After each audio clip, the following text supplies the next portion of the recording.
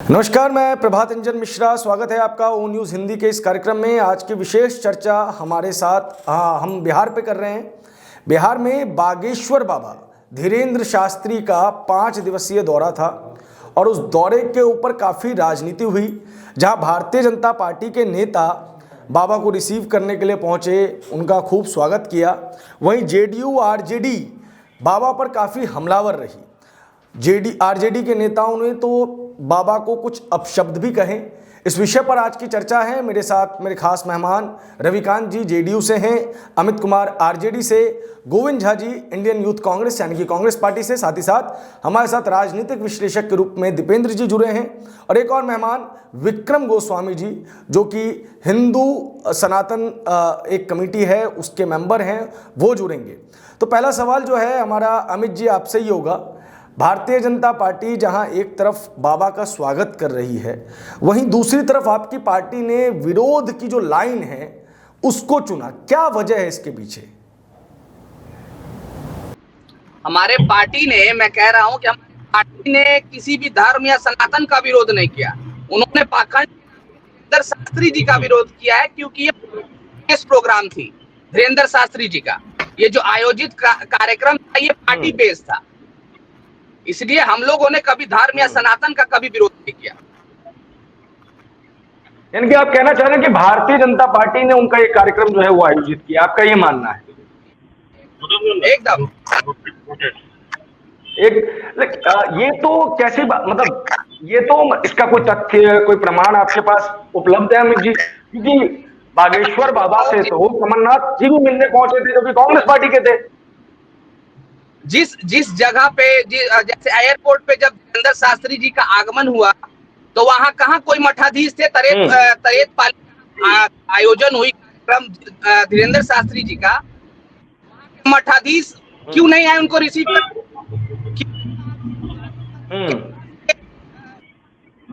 Trust के जो आचार्य हैं कुणाल किशोर जी क्यों नहीं गए उनका रिसीव करने? एयरपोर्ट भारतीय जनता पार्टी के सांसद पहुंचते हैं, सारे सांसद वहां पहुंचे, तो इसे क्या जाना कि धीरेन्द्र शास्त्री का जो आयोजन है वो एक पार्टी बेस्ड आयोजन है।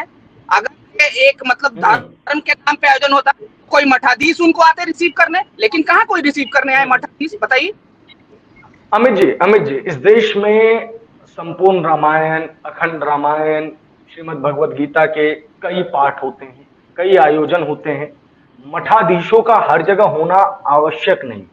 और बिहार में तो सुंदरकांड हो या अखंड कीर्तन हो, इसकी बड़ी परंपरा रही है। अष्टजाम की तो हम लोगों की परंपरा रही है। ऐसे में जरूरी नहीं है ना कि कोई मठाधीश पहुंचे, और अगर किसी की श्रद्धा है, अगर वो वहां पहुंच रहा है, तो सिर्फ इस चीज के लिए आप इसे राजनीतिक रंग देंगे, वो भी ठीक नहीं है। राजनीति रंग तो पहले दिन ही भारतीय जनता पार्टी के लोगों ने दे दिया था। इसमें हम और आप कहाँ राजनीति रंग दे रहे हैं? ये तो पहले दिन ही मनोज तिवारी जी को देखा गया चलाते हुए, और भी लोग सांसद को देखा गया, गिरिराज देखा गया। तो राजनीतिक जो दिया गया तो भारतीय जनता पार्टी के द्वारा दिया गया। अच्छा विक्रम जी, मैं इन्हीं सवालों पे आपका जवाब देना चाहूंगा। ठीक है अमित जी, ठीक है। विक्रम जी हमारे साथ कनेक्ट हो चुके हैं। विक्रम जी, मैं इसी सवाल पे आपका जवाब देना चाहूंगा। क्या भारतीय जनता पार्टी ने इसे राजनीतिक रंग दिया है, या आरजेडी और जेडीयू की अलायंस की जो गवर्नमेंट है वो उसे राजनीतिक टूल देना चाहती है, ताकि बाबा को जो प्रभाव है वो बिहार पे ना पड़े?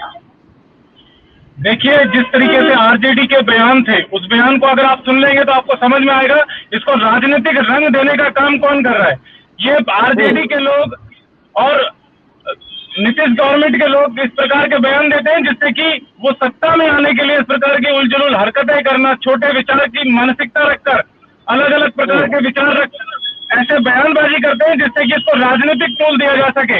वो बागेश्वर धाम वाले बाबा धीरेन्द्र शास्त्री का विरोध नहीं कर रहे हैं, वो विरोध कर रहे हैं सनातन धर्म में अस्तर विश्वास करने वाले उन लोगों का, जो लोग आज किसी तरह इस कथा के माध्यम से हिंदू धर्म को जोड़ने का काम कर रहे हैं। ये लोग चाहते हैं जाति आधार पर देश विभाजित रहे। आज लोग जाति आधार से निकलकर हिंदुत्व की बात करते हैं, लोगों को डर लग रहा है कहीं हिंदू एक ना हो जाए। डर लग रहा है। क्या बोल रहे हैं अमित जी, क्या बोल रहे हैं? बिहार क्या हाँ। धीरेन्द्र शास्त्री जी ये बताएंगे? उन्होंने बिहार आने से पहले कहा कि कैसे हैं बिहार के पागलों, क्या वो बताएंगे कि किसी वो अन्य प्रदेश में अपना कार्यक्रम किए हो और वहां पे बोले हो कैसे हैं उत्तर प्रदेश के पागलों? क्यों रोकना चाहती है उनको? ऐसा क्या विवाद हो गया कि आरजेडी वहां पर उनके आने से पहले उनको रोकने का प्रयास करती है? एक एक करके बोलेंगे, एक एक करके बोलेंगे। बोला अपना सवाल पूछना है, मैं जीतना। हाँ विक्रम जी जवाब दें। अब वो कह रहे हैं कि बिहार के लोगों को पागल क्या है? सुना अगर क्या किसी देखिए एक को पागलों आध्यात्म की बात को यदि आप करते हैं तो आध्यात्म में जो संत हैं, कथावाचक हैं, जो संत हैं, वो इस प्रकार के शब्दों का प्रयोग करते हैं कि भगवान की भक्ति में सभी लोग पागल हैं। तो उसके पीछे के विचार को समझने की जरूरत है। यहाँ पर किसी व्यक्ति विशेष को या किसी प्रदेश को या किसी राज्य को कहीं पागल या किसी तरीके के शब्द का संबोधन नहीं है। यहाँ पर भगवान की भक्ति में लीन लोगों को कहा जाता है और ये चला आ रही परंपरा है कि जो भगवान की भक्ति में रचित है, जो भगवान की भक्ति में लगा है, वो पागल है। भगवान से जो प्रेम करता है उसको आप जैसी ये संकीर्ण मानसिक रखने वाले आरजेडी और जेडीयू के लोग पागल समझते हैं। तो ठीक है, वो संत है, संत के माध्यम से वो हिंदुत्व को जोड़ने का काम कर रहे हैं और अगर वो कहते भी हैं तो वो अपने भक्तों को कह रहे हैं, कथा सुनने वाले लोगों को कह रहे हैं। इन लोगों को पता नहीं किस बात की आपत्ति है। इन लोगों को आपत्ति इसलिए है इनकी राजनीतिक जमीन खिसकने लगी है, अभी नहीं कुछ दिख नहीं रहा है। तो इसके चलते इस प्रकार की उलझुल हरकतें करना और उलझुल के काम कर कर लोगों को ये भ्रमित करने का प्रयास कर रहे हैं। अच्छा दीपेंद्र जी, मैं इस पूरे प्रकरण पे आपकी भी राय जानना चाहूंगा कि बिहार में जो बागेश्वर बाबा की एंट्री होती है और उसके बाद हम देखते हैं कि किस तरीके से राजनीतिक बयानबाजियां होती है, क्या है इसके पीछे का लॉजिक पूरा का पूरा? ये सनातन का पुनर्जागरण काल है। सनातन धर्म के जितने विरोधी है, पीछे होके बोले, सनातन धर्म के जितने विरोधी है, विपक्षी है, वो सब एकजुट होकर सनातन धर्म को आगे बढ़ने से, एकजुट होने से रोक रहे हैं। इसमें यहाँ पे बिहार में बागेश्वर बाबा को लेकर विशुद्ध राजनीति हो रही है। बाबा अगर हिंदुत्व की बात करते हैं तो ये क्या खराबी है, क्या बुराई है?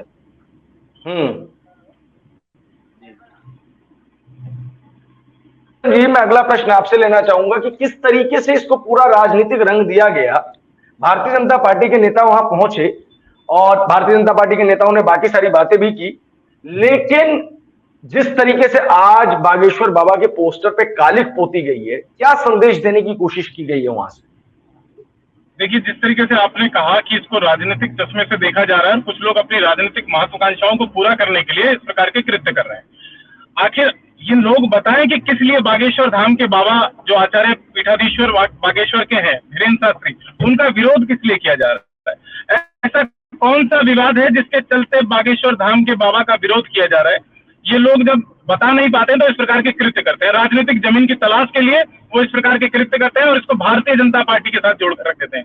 ये लोग, इनके पास कुछ भी नहीं है कहने, बतलाने और सुनने समझने के लिए। इनके पास केवल और केवल विरोध की राजनीति करते हैं और आज भी विरोध की राजनीति कर रहे हैं। एक ऐसे संत का विरोध कर रहे हैं जो संत कथावाचक है, भगवान का नाम ले रहा है, लोगों को धर्म से जोड़ने का काम कर रहा है, जाति आधार में बटे हिंदू धर्म को जोड़ने का काम कर रहा है। ये लोग उनका विरोध कर रहे हैं। ये असल मायने में देखा जाए, इसके पीछे की महत्वाकांक्षाओं को समझा जाए इन लोगों की, तो ये राजनीतिक जमीन की तलाश है और सनातन धर्म को विखंडित करने वाले लोग इस प्रकार के कृत्य को कर रहे हैं।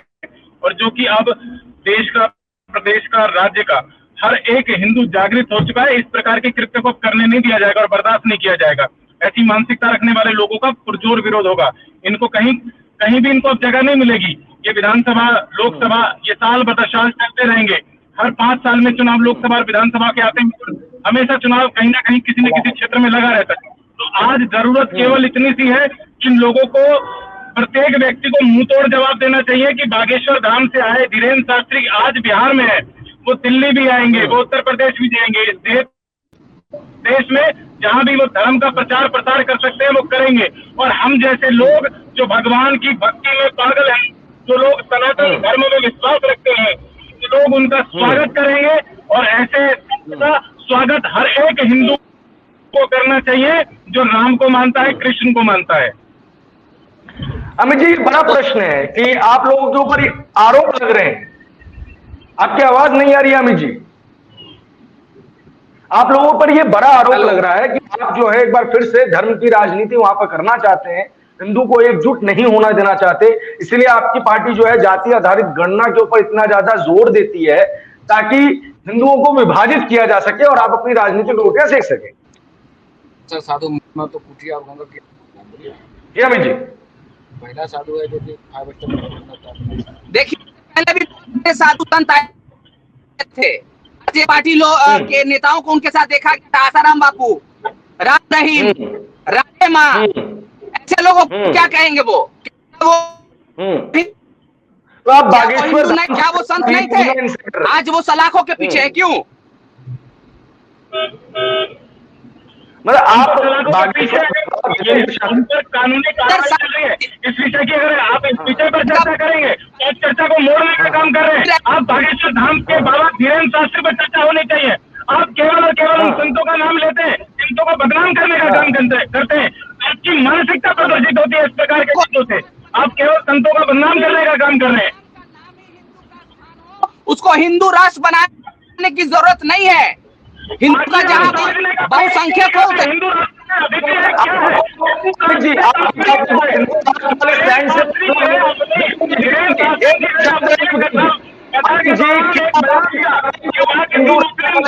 प्रॉब्लम है आपकी पार्टी को हिंदू राष्ट्र वाले जो मांग हिंदू राष्ट्र की धीरेन्द्र शास्त्री कर रहे हैं, उन्होंने अपने कथा के दौरान कहा कि उनके एक परम मित्र हैं जो मुस्लिम समाज से आते हैं और वो उनके साथ आज से नहीं है, बचपन से और आज भी उनकी घनिष्ठता है। आप लोग क्यों हिंदू मुस्लिम करना चाहते हैं? आप लोग क्यों हिंदुओं को विभाजित करना चाहते हैं? हिंदू मुस्लिम की राजनीति आप लोग करते हैं, हिंदुओं को विभाजित करने की राजनीति आप लोग करते हैं। आप एकता की बात नहीं करेंगे। से आप बताइए, जेडीयू से हमारे साथ रविकांत जी, जेडीयू से आज के कल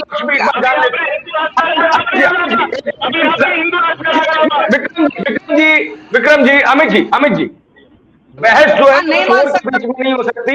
हमारा ये मानना है बहस जो है वो शोर के बीच में नहीं होती, अपनी अपनी बारी में बात करेंगे। जेडीयू का क्या पक्ष है? जेडीयू खुद को सेक्युलर पार्टी कहती है रविकांत जी। इफ्तार पार्टीज के अंदर वो जरूर जाते हैं, लेकिन बाबा के दिव्य दरबार में जाने से आरजेडी को भी प्रॉब्लम है, नीतीश कुमार को भी प्रॉब्लम है। आखिर समस्या क्या है? मध्य प्रदेश से अगर एक बाबा आए हैं, आपकी साथी कांग्रेस पार्टी के जो पूर्व मुख्यमंत्री है वो उनके दरबार में अर्जी लगाते हैं, तो आपके नेता क्यों नहीं पहुंचे? आपको नहीं लगता कि आपने आज हम ये कहना चाहेंगे कि अगर बाबा के दरबार में जेडीयू पार्टी का कोई सदस्य नहीं गया तो इसका ये मतलब नहीं कि हम लोग सेक्युलर नहीं है या हम हिंदू धर्म को नहीं मानते हैं। उतना ही सम्मान हम हिंदू धर्म का करते हैं, मुस्लिम धर्म का करते हैं, चाहे सिख और ईसाई धर्म हो। हम सर्व धर्म सम्मान की बात करते हैं, ऐसी बात नहीं करते हैं जो पक्षपात और भेदभाव की बात कर रहे हैं।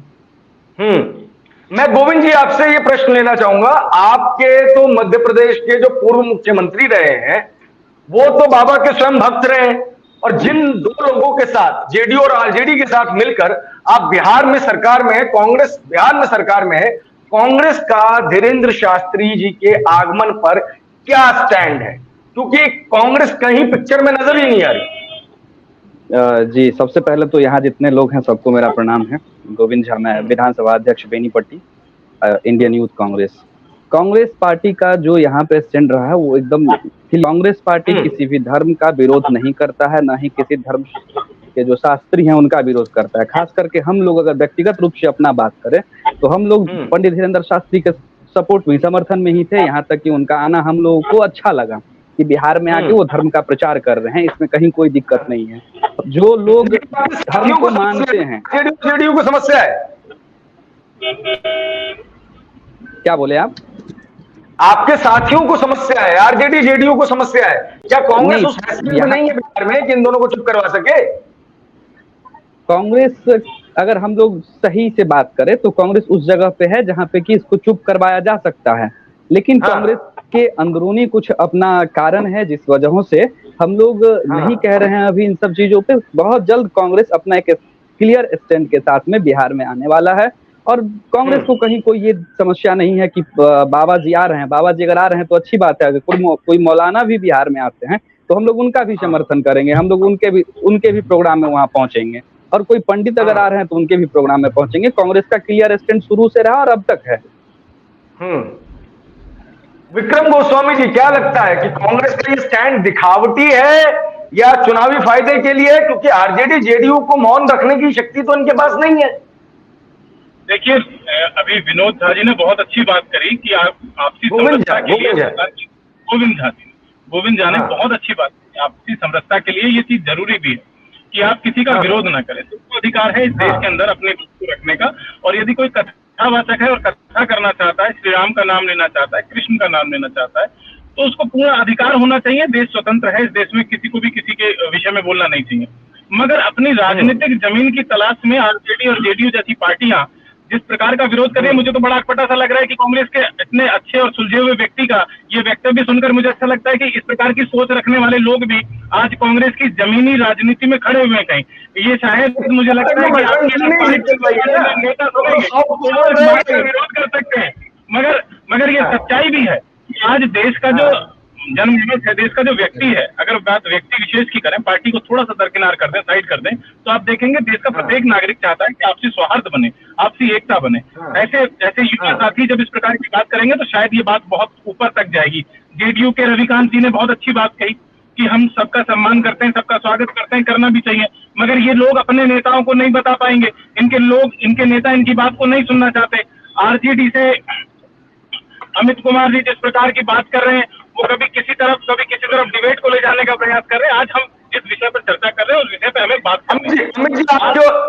अमित जी एक चीज मुझे बताइए, जब तेज प्रताप यादव जो आपकी पार्टी के बड़े नेता हैं उनसे ये प्रश्न किया गया कि बाबा राम राज्य की बात कर रहे हैं, तो वो कहते हैं कि कृष्ण राज्य है, यहाँ बिहार में कृष्ण राज है, महागठबंधन का राज है। आप मुझे बताइए कि राम राज और कृष्ण राज में क्या फर्क है?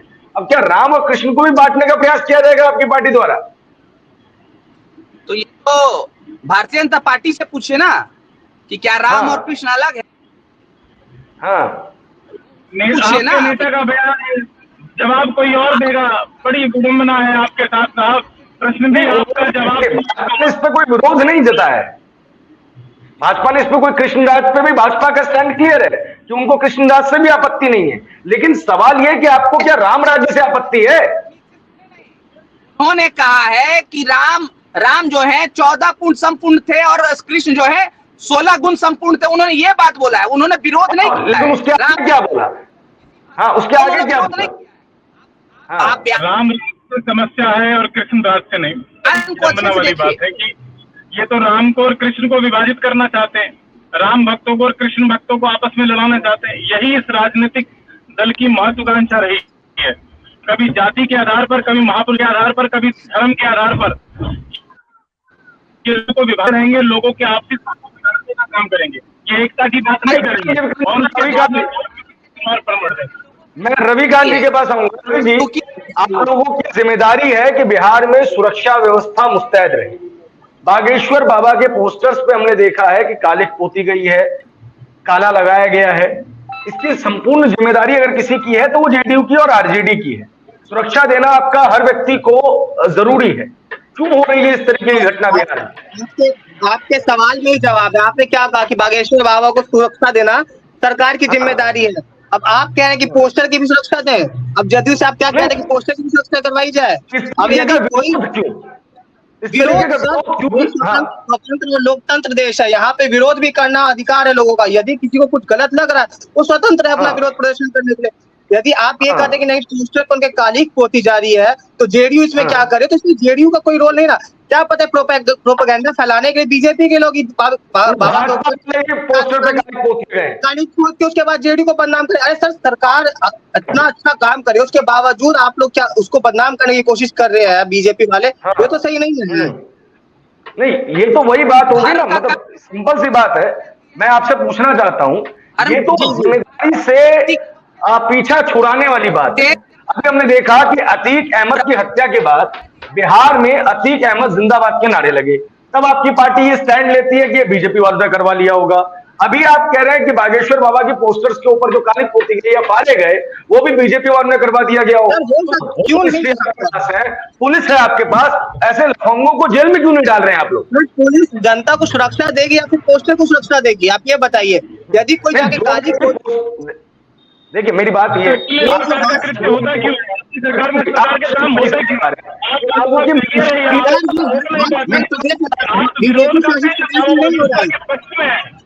क्यों? बीजेपी शासित प्रदेश में नहीं हो रहा है, ये बीजेपी शासित प्रदेश में नहीं हो रहा है, बीजेपी शासित प्रदेशों में बाबा बागेश्वर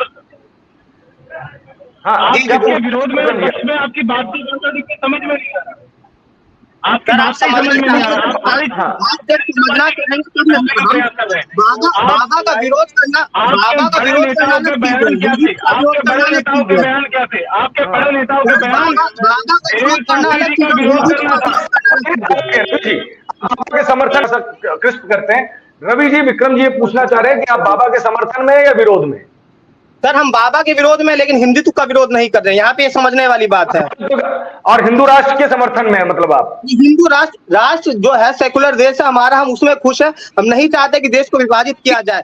पूर्व में जो देश विभाजित हुआ था उसका मार आज तक हमारा देश सह रहा है। अब दोबारा देश बांटने की बात करते हैं, लोगों को बांटने की बात करते हैं, फिर बात क्या कीजिएगा कि धर्म पे बांटेंगे लोगों को, फिर जाति के नाम पे बांटेंगे। कब तक और कहां तक बांटिएगा? आज तो सब लोग काम तो जाति आधारित गणना से आपकी पार्टी करना चाह रही है। बिल्कुल होना चाहिए सर, बिल्कुल होना चाहिए कि बांटने का काम कौन कर रहा है? सर जाति आधारित जनगणना की बात कहीं और है, बाबा का विरोध करने की बात कहीं और हिंदुत्व की बात कहीं और। आपने कहा कि बांटने की कोशिश की जा रही है, तो उस पर हमारा प्रश्न है, तो फिर जाति आधारित गणना करके किया जाएगा? ये चीज आप भी अच्छा से, ये चीज आप भी अच्छे से समझ रहे हैं कि आज जो भी चीज है वो डाटा पे काम चलता है। यदि हमारे पास पुख्ता डाटा नहीं होगा तो हम जो भी हमारे जो लोग हैं, हमारे जो समाज के लोग रहे, चाहे किसी भी धर्म जात के लोग रहे, उनके लिए हम क्या कर रहे हैं और क्या बेहतर कर सकते हैं हम लोग कैसे करेंगे? बिना डाटा के हम लोग कैसे आगे काम करेंगे? सर ये भी तो सोचने की बात है। डाटा तो हमें आने की जरूरत है। आज पूरा विश्व जानता है, डाटा की महत्व को समझ रहा है। आरजेडी का फुल एंड फाइनल अगर स्टैंड अमित जी हम जानना चाहें कि बाबा की यात्रा पर क्या रहा, उसके बाद किस तरीके से जो विरोध प्रदर्शन आपके नेताओं द्वारा जो ऊल जुलूल बयान दिए गए, उस पर क्या आरजेडी का कार्यकर्ता सहमत है? नहीं, देखिए आरजेडी का स्टैंड मैं बता देता हूं कि मैं पाखंड के खिलाफ, आरजेडी पाखंड के खिलाफ है। और ये हिंदू का, मैं कभी भी धर्म या तो खिलाफ। एक मिनट, आप क्या बागेश्वर बाबा को पाखंडी कह रहे हैं? आप क्या बागेश्वर बाबा को पाखंडी कह रहे हैं? और क्या आधार है आपके इस बात का? वो भगवान नहीं मान सकता हूँ, तो वो मैं किसी कोई इंसान नहीं कर रहे हैं। आप संतों का अपमान करते हैं, यही आपकी मानसिकता है। आप हमेशा संतों का अपमान करते हैं, आपकी पार्टी के नेता संतों का अपमान करते हैं। इतने अंतर्यामी है तो आपके बाबा धीरेन्द्र शास्त्री को पाखंडी कह रहे हैं। मैं ये पूछना चाह रहा हूं, कब क्लेम किया कि वो, और लोग समझते हैं भारतीय जनता पार्टी के लोग, तो वो बताए कि पुलवामा में 700 आरडीएक्स कहां से आया, केजी आरडीएक्स कहां से आया, कहां से? जब आपके पास विषय पर बात करने को कुछ नहीं रह जाता, तब आप लोग इस प्रकार से विषय से भागने का काम करते हो। आप लोग कभी एक जगह पर टिककर बात नहीं करते हो, आपको हमेशा से डर लगता है। आप हमेशा से बात को भ्रमित करने का और देश प्रदेश को भ्रमित करने का काम करते हैं। आपके पास विषय पर बात करने के लिए कोई शब्द नहीं है। सवाल महंगाई पे होनी चाहिए। अमित जी मुझे एक बात आप बताइए, आपने बाबा बागेश्वर को पाखंडी करार दे दिया कि बात महंगाई पर होनी चाहिए। वो आज आपके पास कुछ फैक्ट है जिससे आपके ही कांग्रेस के साथी चाह रहे हैं कि वहां पे बाबा का समागम हो, कोई भी वाचन करना है वो करे। आरजेडी को इतनी समस्या क्यों है? और आप कह रहे हैं कि पाखंडी है, तो उसके आपके पास कोई प्रूफ है? आप कोई आधार दे सकते हैं जिससे आप बाबा बागेश्वर को पाखंडी कहें? आप अगर कह रहे हैं तो कोई स्टैंड तो होगा ना आपके पास, कुछ प्रूफ तो होगा ना? बहुत सारे बागेश्वर धाम को पाखंडी मानते हैं? सर हम उनको भगवान मानते ही नहीं। अब आप उनको पाखंड पाखंडी अमित बाबू उनको पाखंडी मानते हैं। आप किस तरीके से किसी इंसान को भगवान बना सकते हैं? अरे भगवान कब किसने किया है? केवल एक पाखंड है। पाखंडी और भगवान में अंतर समझ रहे हैं? पाखंडी और भगवान में अंतर समझ रहे हैं? बिल्कुल समझ रहे हैं। हम उनको पाखंडी ही मानते हैं। हम उनको पाखंडी और भगवान में क्या अंतर है? आप क्या कहना चाह रहे हैं? पाखंडी और भगवान में क्या अंतर है? आप अपना स्टैंड क्लियर करिए। आप क्या जानना चाह रहे हैं? पाखंडी और भगवान में क्या अंतर है? पाखंडी होता है जो ढोंग रखता है, भगवान वो होता है अभी बागेश्वर, अगर बागेश्वर बाबा पे बात चल रहा है, सुनिए ना, हम बागेश्वर बाबा पे बात चल रहा है। आप किस स्तर पे बोल सकते हैं कि बागेश्वर बाबा पाखंडी हैं? नहीं, आप अगर आप समझ रहे हैं तो आप सुहानी शाह जान रहे हैं कौन है? आप सुहानी शाह जान रहे हैं? आप सुहानी शाह जान रहे हैं कौन है? डिटेल नहीं है तो आप कैसे बोल रहे हैं? पाखंड क्या चीज होता है? आप पाखंडी कैसे कह रहे हैं? तो आप कैसे कह रहे हैं? आप भगवान कहना चाह रहे हैं? हम भगवान नहीं कहना चाह रहे हैं, हम भगवान नहीं कहना चाह रहे हैं। वो इंसान है, भगवान नहीं है। हम भी वही वो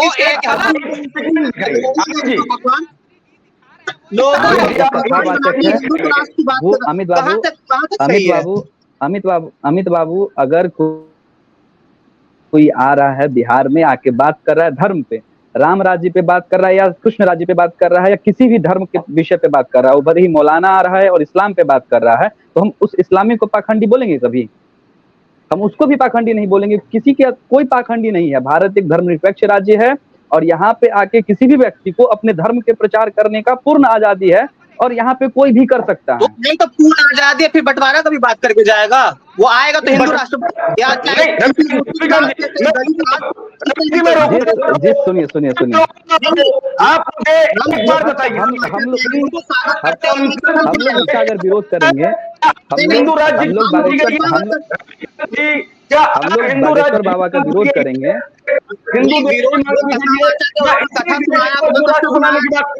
संख्या में लोग जुटे, हम उसका विरोध नहीं कर रहे हैं। मुस्लिम अपीजमेंट की पॉलिटिक्स फॉलो कर रहे हैं। आप चाह रहे हैं कि अपना जो कोर मुस्लिम वोटर है उसको आप बचाए रखे, इसलिए हिंदू राष्ट्र का विरोध कर रहे हैं रवि जी। हिंदू राष्ट्र नहीं, कोई हिंदू, हम सब समाज की बात करते हैं, हम सब समाज की बात करते हैं। हमारा कोर वोटर, हमारे कोर वोटर की अगर बात की जाए तो ऊपर से लेकर नीचे तक, चाहे फॉरवर्ड हो, ओबीसी हो, एससी हो, एसटी हो, चाहे फिर मुस्लिम्स हो, कोई भी हो, वो हम लोग के लिए कोर वोटर है। वो हम लोग सब कोई हम लोगों के लिए महत्व रखता है। इसका ये मतलब नहीं है कि हम धर्म निष्पक्ष करें। मतलब उनके 10 लाख की भीड़ से रविकांत जी की पार्टी और अमित जी की पार्टी जो है वो बौखला गई है। उनको लग रहा है कि सत्ता जो है उसकी चाबी भाजपा के पास हो सकती है। इससे पूर्व कई हदीस है, वो हिंदू नहीं है। क्या आप ये कहना चाहते हैं? क्या आपकी आवाज नहीं आ रही है। क्या आप ये कहना चाहते हैं, आप ये जताना चाह रहे हैं कि तरेत पाली के जो मठाधीश थे वो हिंदू नहीं थे? क्या उनको पहला दिन सम्मानित करने में उनको इतना देर क्यों? और वहीं पर मनोज तिवारी उनके स्टेज पे जाके गाना गा रहे हैं और तरेत पाली के बगल में बैठ के इंतजार कर रहे हैं। क्या वो हिंदू नहीं है? क्या वो मठाधीश नहीं थे? क्या वो संत नहीं थे? हमारे महागठबंधन का यही सबसे बड़ा समस्या है। हमें विरोध करना चाहिए था वहां पे बैठे हुए मनोज तिवारी का, हमें विरोध करना चाहिए था वहां पे जितना भाजपा का विधायक सांसद बैठे हुआ था उसका।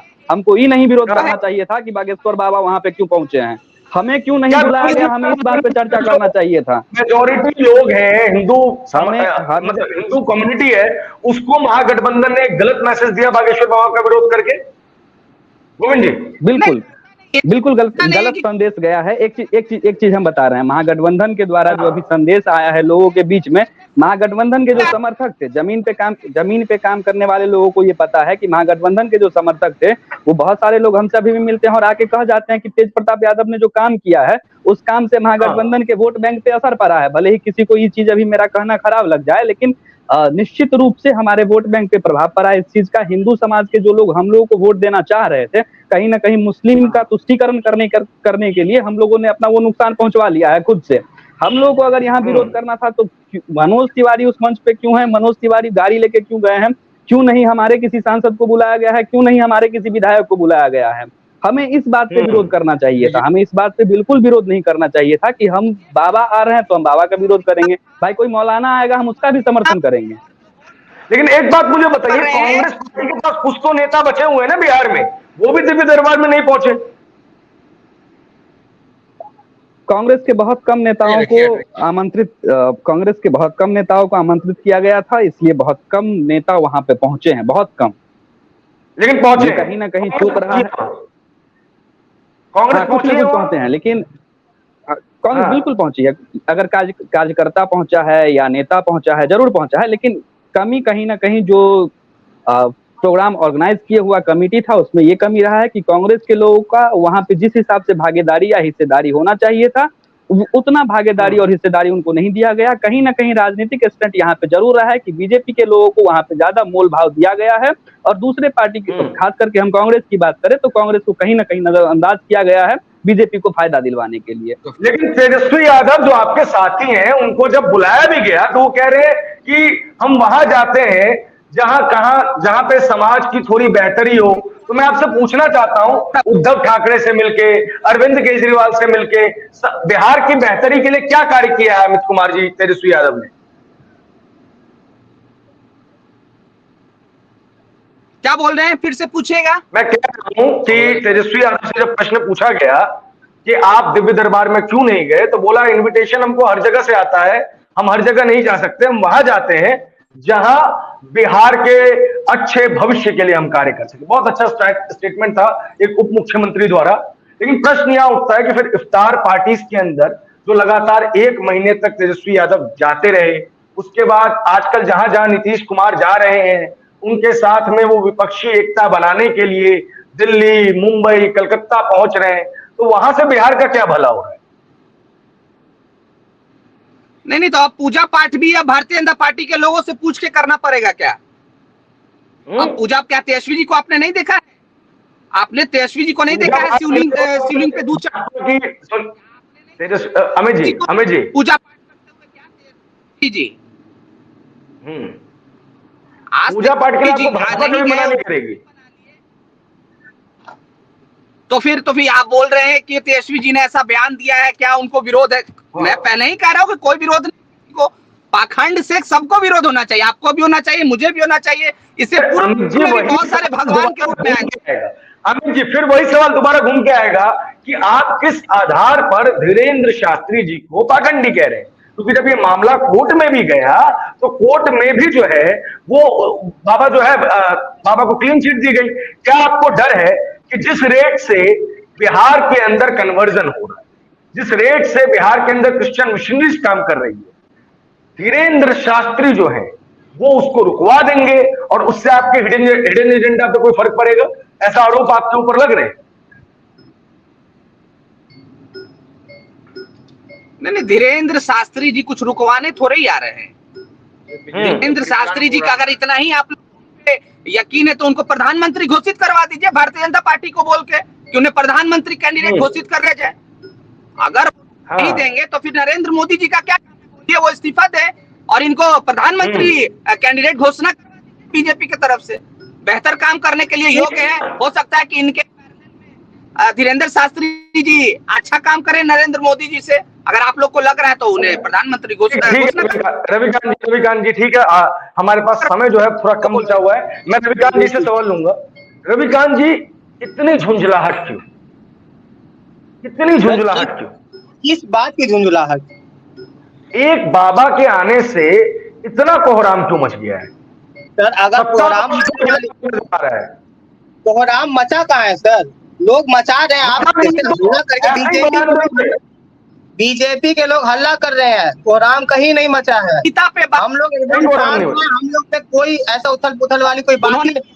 बीजेपी के लोग खाली एजेंडा इनका है, इन लोगों का एजेंडा है किसी को बुलवाएंगे, डिस्टर्ब करा रहे। भाई हम डिस्टर्ब नहीं होने वाले हैं, हम लोग तो जमीन से जुड़े हुए लोग हैं, हम लोग जमीन पे रह के काम करते हैं, हम लोग एक एक कार्यकर्ता जमीन पे रहते हैं, तो कैसे झुंझलाहट हो जाएगा हम लोग?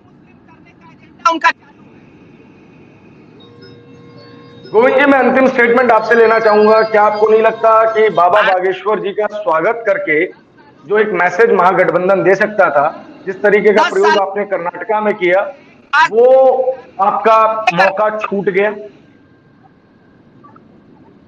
इस विषय पे अगर बात करें तो कहीं ना कहीं जो पूजा कमेटी या जो कथा का कमेटी था जो कि सारा चीज ऑर्गेनाइज कर रहा था, उसके द्वारा हम लोगों को नजरअंदाज किया गया है, महागठबंधन को भी नजरअंदाज किया गया है। जी, आपके राज्य में जहां आपकी सरकार है वहां ये आयोजन हो रहा है, मुखिया आपकी पार्टी के, उप मुखिया आपके पार्टी के, कांग्रेस के नेताओं को भी एक आधा मंत्रालय मिला ही होगा, आपको कौन रोकेगा?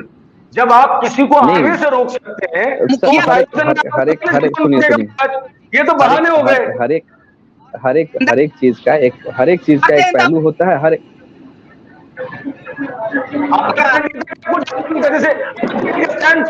उनको नहीं करना था, मैं यही पूछ रहा हूँ, क्या आप लोगों ने मौका नहीं गवा दिया? एक अच्छा खासा मौका मिला था आप लोगों को, पॉलिटिकल ब्लंडर नहीं हो गया कि हम लोग नहीं, ये ब्लंडर नहीं हुआ है। हो सकता है हम लोग इससे बड़ा कोई प्रयास करेंगे कि फिर से बाबा को बिहार में बुलाया जाए और एक अच्छा सा कार्यक्रम फिर से हो, कहीं इसमें कोई दिक्कत नहीं है। और बिहार में हम लोग बुलाएंगे, कार्यक्रम होगा हम तो लोग कोई भी, चाहे धीरेन्द्र शास्त्री जी ने पार्टी कार्य किया था, इसलिए मनोज तिवारी ड्राइवर बने हुए थे, गिरिराज सिंह जी को देखा गया, उन्होंने कहा आने से पहले किसी हमारे महागठबंधन के लोग उन्होंने न्योता दिया कि मैं आ रहा हूँ एयरपोर्ट पे, आप लोग को आया जाए, ऐसा कुछ उन्होंने भेजा है क्या? लेकिन उन्होंने जी बिल्कुल अमित जी यहाँ पे, अमित जी जो बात यहाँ पे बोल रहे हैं, अमित जी यहाँ जो बोल रहे हैं वो सही बोल रहे हैं, क्योंकि जो भी अमित जी, एक मिनट गोविंद जी, भेजते तो तेजस्वी जी स्वागत के लिए जाते, तेज प्रताप जी स्वागत के लिए जाते। अगर बुलावा भेजा जाता, न्योता भेजा जाता, तो क्या तेजस्वी यादव बाबा बागेश्वर को रिसीव करने के लिए जाते? अगर आप बुलाते तो ना, आप बुलाते उसके बाद आप ये बात करते तो बेहतर होता। ये तो उनके ऊपर बुलाया तो गए नहीं, आयोजन में बुलाया तो आप गए नहीं, आयोजन में तो बुलाया गया, आप गए नहीं। आपने तो पहले दिन से इसे राजनीतिक रंग दे दिया, उसके बाद आप अपने आयोजकों को भेज रहे हैं बुलावा देने के लिए। आपने तो पहले दिन ही राजनीतिक रंग दे दिया धीरेन्द्र शास्त्री जी ने। आपको घुमा रहे, मैं पूछना चाह रहा हूं, चलिए एक हाइपोथेटिकल क्वेश्चन मान लेते हैं, अगर न्योता आया होता एयरपोर्ट पे जाने, रिसीव करने का, स्वागत करने का, तो क्या तेजस्वी यादव, तेज प्रताप यादव जाते लेने के लिए? अमित जी बस इतना बताइए, सब क्लियर हो जाएगा, दूध का दूध पानी का पानी हो जाएगा। कथावाचक के रूप में अगर वो किसी भी, ये नहीं बोल रहा हूं कि तेजस्वी जी को या माननीय मुख्यमंत्री नीतीश कुमार जी को या अन्य किसी भी पार्टी को, वो किसी को भी बुलाते, उनकी फर्ज होता कि वो जाके वहां पे उनको रिसीव करते, लेकिन उन्होंने पहले दिन ही एयरपोर्ट पे उन्होंने राजनीतिक रंग दे दिया। तो रवि जी, आप लोगों को दिक्कत ये है कि नीतीश कुमार जी को फिर देखा गया कि रामपाल जी को भी बुलाया। हम अपना स्टैंड क्लियर कर देना चाहते हैं कि आप तेजस्वी जी की बात करें, आप नीतीश कुमार जी की बात करें, एक मुख्यमंत्री एक उप मुख्यमंत्री, उनके बिहार की जिम्मेदारी है, और आप उनसे कह रहे हैं कि भाई आप रिसीव करने जाते कि नहीं जाते, तो क्या ये सही है? जनता की जिम्मेदारी छोड़ के आप रवि जी, हमारे जनता को प्राथमिकता देते हैं। एक मिनट पहले रवि जी सुनिए मेरी बात। ये की गई थी कि आयोजकों द्वारा इनविटेशन नहीं मिला, तब मैंने ये हाइपोथेटिकल क्वेश्चन बनाया कि अगर बुलाया जाता तो आप जाते। सवाल ये नहीं था, क्या था? हमारे साइड से कोई नेता नहीं जाता, क्योंकि हमारे पास बीजेपी के नेताओं की तरफ खाली टाइम नहीं रहता है। हम लोग जनता के बीच में रहने वाले लोगों तो कैसे जाएंगे? हाँ, ये बोलिए आप तो। लेकिन नीतीश कुमार जी के पास विपक्षी गठबंधन बनाने के लिए बिहार को यूं ही छोड़कर मुंबई, दिल्ली, बिहार के लोगों के लिए ये गलत बात है। वो बिहार के लोगों के लिए अलग अलग राज्यों में जा रहे हैं। हमारे राज्य के कई लोग अलग अलग राज्यों में जा रहे हैं, वहाँ पे वो उनकी बात कर रहे हैं। वो राजनीतिक दल की बात नहीं कर रहे हैं, वो राजनीति की बात नहीं कर रहे हैं, वो वहाँ पे भी जनता की बात कर रहे हैं। ये हम लोगों को समझने की जरूरत है। जनता से संवाद तो ना दिल्ली में हुआ, ना महाराष्ट्र में हुआ, ना तेलंगाना में हुआ। हर जगह तो बात ये हुई कि अगला प्रधानमंत्री कौन बनेगा, किस तरीके से चुनाव लड़ा जाएगा। बिहार में फंडिंग तो ना दिल्ली से दे दिया गया। अगर कोई इन 3 दौरों से बिहार को क्या फायदा हुआ? ममता बनर्जी से मिलने से बिहार को क्या फायदा हुआ, अरविंद केजरीवाल से भेंट करके क्या फायदा हुआ, या उद्धव ठाकरे साहब से भेंट करके बिहार को क्या फायदा हुआ? क्योंकि बिहार का मुख्यमंत्री बिहार को जो फायदा होना है, बिहार को जो फायदा होगा वो नीतीश कुमार जी ध्यान में रखे हुए, वो कर रहे हैं उस चीज पे काम। उस पर यदि हम टीका टिप्पणी ना करें तो ज्यादा बेहतर है। आज लगभग 15 साल जो है वो बीत चुके हैं नीतीश कुमार जी को मुख्यमंत्री पद का पदभार संभाले हुए, और आप कर रहे हैं कि और समय लगेगा। तो ये अपने आप में एक विचित्र टिप्पणी नहीं है रविकांत जी? ये बहुत समय लगने वाली बात नहीं है। ये अगला विधानसभा चुनाव से पहले आप बदला हुआ बिहार देखेंगे। आप तो बिहार देखेंगे, बदला हुआ बिहार आएगा। यहाँ पे मेट्रो चलने वाली है, मेट्रो की सुविधा आप अच्छे से 35 तरीके से डाल रहे हैं। यहाँ पे उद्योग बनने का जितना संभावना है वो सब नेता हमारे काम करे उस चीज के लिए। और वो उद्योग बंद कैसे हुए? सर वो उद्योग जिसके कार्यकाल में बंद हुए, क्या हुए, ये चीज के बारे में क्या मसला था, क्या अमित जी के ऊपर टीका टिप्पणी नहीं कर सकते आप, अमित जी के ऊपर टीका टिप्पणी नहीं कर सकते। ठीक है, बहुत बहुत शुक्रिया आप सभी का अपना कीमती समय हमें देने के लिए, धन्यवाद। इस वीडियो पर आपकी जो भी प्रतिक्रिया है कमेंट बॉक्स में हमें जरूर बताएं। इसी तरीके के लाइव डिबेट्स हम डेली आपके लिए लाते रहेंगे। जो भी आपकी प्रतिक्रिया हो कमेंट बॉक्स में जरूर रखें, आपके प्रश्नों को भी अगली बार से लिया जाएगा।